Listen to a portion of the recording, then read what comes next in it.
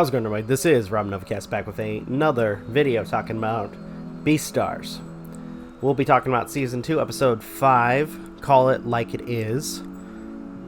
And there's quite a bit that's happened. First off, right off the bat, or at least to some extent, Legoshi returns with a brand new haircut. People are kind of amused as to, what caused the change. And in between, school, he's also training to better himself, to be kind of like the protector of the herbivores. And it's literally causing him to be forced to deal with his own temptations. Gohan, who was the panda character that I couldn't remember for the last video, is the one training him, and he's going through a very, very, very, very strict training regimen when it comes down to him trying to better himself.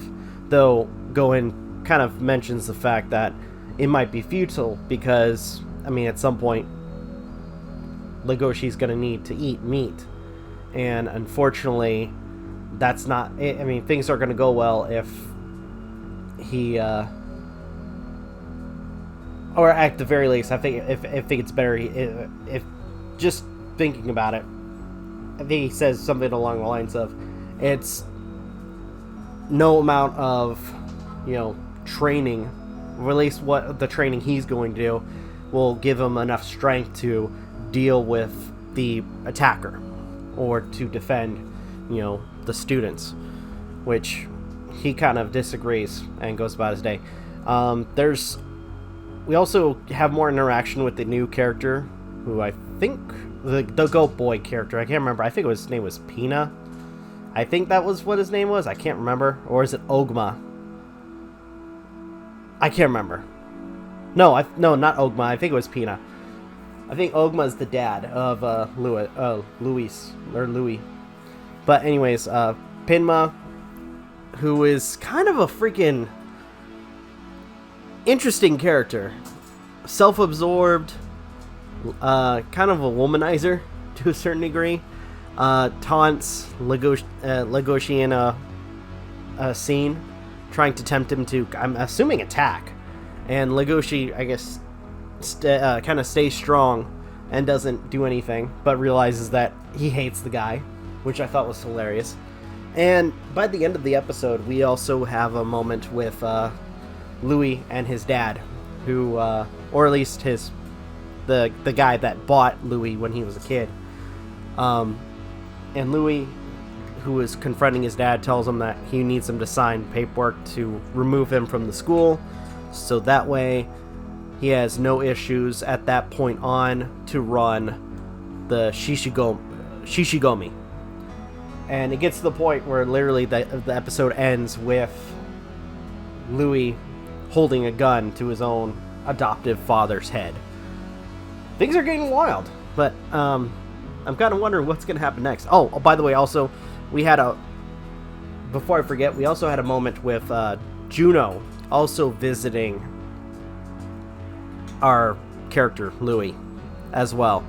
Trying to see where he was at and if he was okay. That was another thing I should mention.